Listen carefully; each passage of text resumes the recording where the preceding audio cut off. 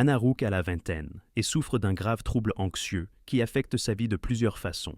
La seule personne sur laquelle elle compte est son frère aîné Connor, qui est en train de mourir d'un cancer du pancréas. Ils n'ont pas de famille à part l'un l'autre. C'est pourquoi Connor est toujours inquiet pour sa sœur. De plus, les frères et sœurs cachent de profonds secrets dans différents coins de la maison et se méfient toujours de qui ils laissent entrer. Une nuit, on voit Anna jouer avec une vieille clé seule dans sa chambre. Soudain, elle entend un bruit étrange venant de l'obscurité, mais il s'avère qu'il s'agit de Connor assis dehors.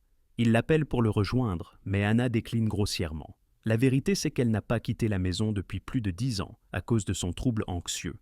Le lendemain matin, ils sont rejoints par Charlotte, l'avocate de Connor. Elle a aussi été appelée pour discuter du testament de Conrad et de ce qu'Anna recevra après sa mort. Mais Anna n'est pas encore prête à avoir cette conversation.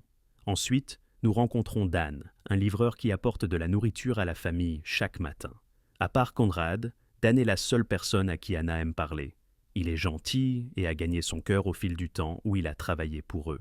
Alors qu'ils discutent, ils entendent un grand bruit provenant de la chambre de Conrad. Anna se précipite vers son frère et le remet sur le lit. Ils passent de toute la journée ensemble à parler de choses différentes. Conrad évoque le sujet de leur père et demande à Anna de lui pardonner, mais cela ne fait que la mettre en colère. Quelques heures plus tard, Anna est réveillée par la sonnerie du réveil de sa maison.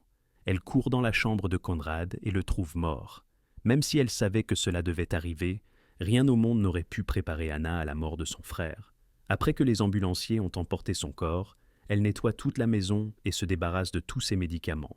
Quand Anna est au plus bas, Dan vient à son secours et lui prête une épaule sur laquelle pleurer. Il lui suggère de vendre la maison et de déménager ailleurs, mais Anna est trop attachée à la maison pour la quitter. Alors qu'ils discutent, Dan révèle qu'il veut quitter cette ville, mais qu'il n'a pas les moyens financiers de le faire.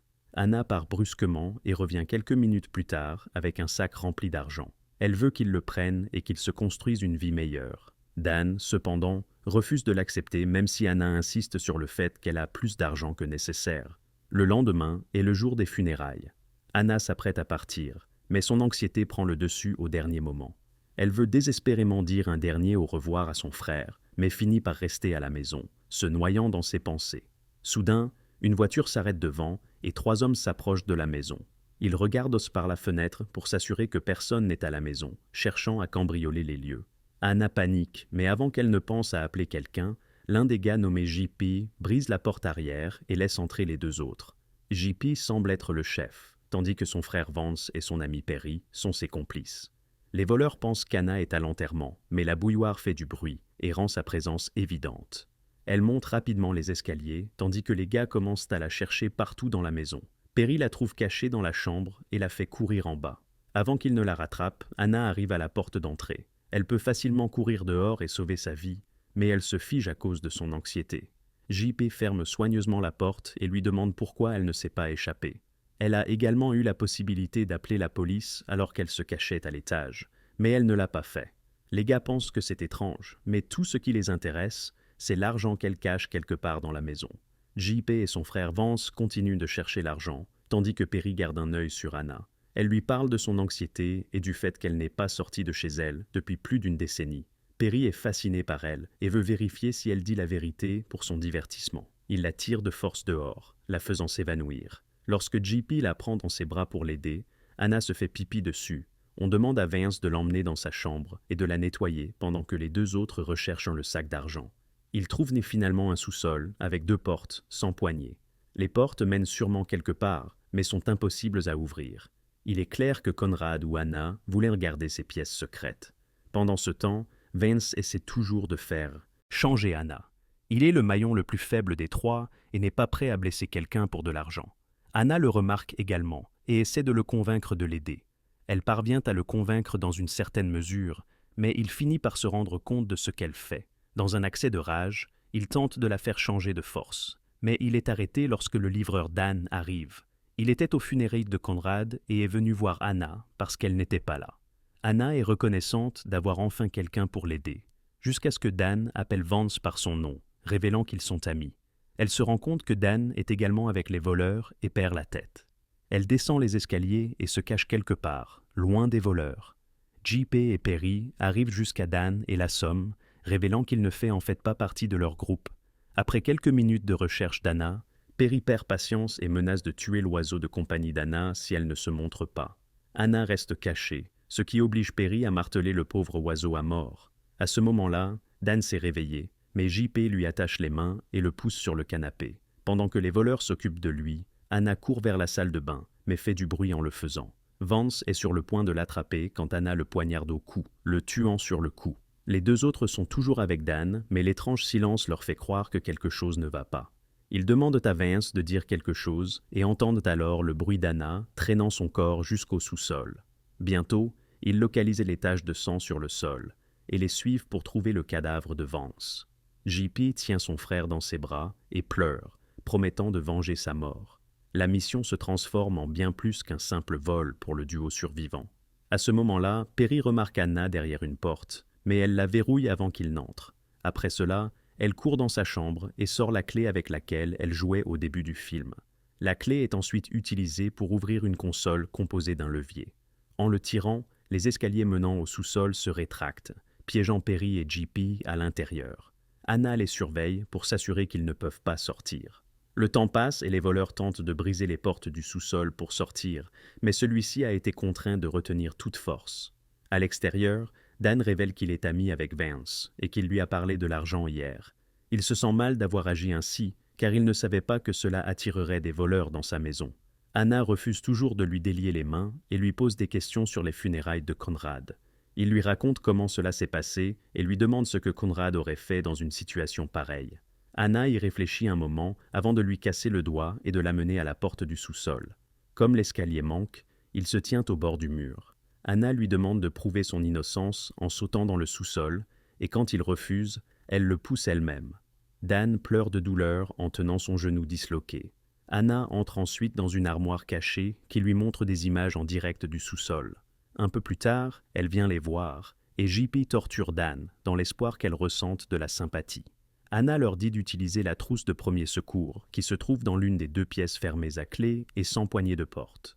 Cette fois, JP peut ouvrir une des portes car Anna a modifié les paramètres depuis l'étage. Cependant, dès qu'il entre dans la pièce, elle appuie sur un bouton et il est enfermé à l'intérieur. JP trouve cela extrêmement étrange car la pièce semble identique à celle qu'il avait vue à l'étage. Pendant ce temps, Perry tente de briser la deuxième porte et y parvient après de nombreux essais. Il trouve un congélateur et l'ouvre pour voir des cadavres à l'intérieur. Choqué au plus haut point, Perry court dehors et se retrouve face à face avec Anna. Maintenant qu'il a vu des choses qu'il n'aurait pas dû voir, elle ne peut pas le laisser vivre. Elle le frappe avec un marteau sur la tête. L'homme est sur le point de l'étrangler à mort avant de perdre trop de sang et de mourir. À l'extérieur, Dan parvient à se déplacer dans la deuxième pièce et voit les cadavres, réalisant que quelque chose ne va pas. Au même moment, Charlotte vient prendre des nouvelles d'Anna car elle ne répond pas à ses appels. Anna fait comme si tout allait bien et invente une excuse pour le bruit venant du sous-sol. Charlotte n'y prête pas beaucoup d'attention et part après s'être assurée qu'Anna va bien. Après son départ, Anna se rend au sous-sol et trouve Dan près du congélateur. Elle le place dans un placard qui le conduit dans la pièce où JP est enfermé. La pièce dispose d'un miroir sans teint qu'elle utilise pour les surveiller. JP s'en rend compte et essaie de le briser, mais Anna l'informe que le verre est pare-balles. Elle lui fait ensuite porter une chemise sortie d'un placard. Il s'avère que Conrad et Anna avaient l'habitude de droguer les hommes et de les enfermer dans cette pièce. Ensuite, Conrad a rejoint les victimes à travers le placard et les a torturées pendant qu'Anna regardait à travers le miroir. JP veut savoir pourquoi ils ont reproduit la pièce et quelle chemise ils portent. Il est ensuite révélé que le père d'Anna l'agressait sexuellement même lorsqu'elle était enfant. Puis un jour, Conrad a étranglé leur père à mort et est devenu son héros. Depuis lors, ils attirent les prédateurs sexuels enregistrés dans la maison et les tuent. Anna pense qu'ils ont fait ce qu'il fallait parce que les délinquants méritèrent la punition. Mais selon JP, elle et son frère sont tous deux des psychopathes. Ils étaient défoncés après avoir tué leur père et voulaient revivre ce moment encore et encore. Anna perd la tête face aux accusations et fournit à Dan une arme pour tuer JP.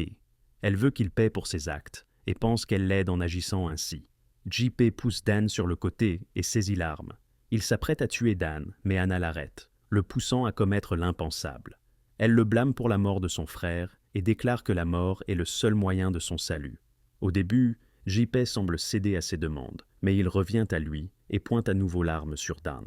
Quelques secondes avant qu'il ne soit abattu, Anna ouvre la porte et les laisse sortir. JP aide Dan à sortir de la maison, mais il n'est pas encore prêt à s'enfuir. Il regarde le corps sans vie de Vance, rempli de rage et de volonté de vengeance. Dan essaie de le convaincre de tout laisser tomber, mais il reçoit un coup de poing au visage. JP revient à l'intérieur et commence à verser de l'essence dans la maison. Anna lui apporte le sac rempli d'argent, espérant le renvoyer avec, mais il refuse de le prendre et l'attaque. Dans une lutte qui s'ensuit, Anna parvient à courir à l'étage, mais JP la rattrape et prétend qu'il a une idée. Il veut lui faire revivre les mauvais souvenirs qu'elle a partagés avec son père en l'agressant. Le fait qu'il porte la chemise de son père rend la situation encore pire pour Anna. Juste à ce moment-là, Dan entre dans la pièce et Anna profite de la distraction pour abattre JP. Le silence règne alors que Dan et Anna regardent le cadavre. Ils descendent et Dan part sans dire un mot. Anna reste dans le salon pendant environ 1 heure avant de décider finalement de sortir de la maison. Enfin, elle a laissé derrière elle sa peur du détachement et peut exister à l'extérieur de la maison sans hyperventiler. Dans la scène finale, elle met le feu à la maison et s'éloigne.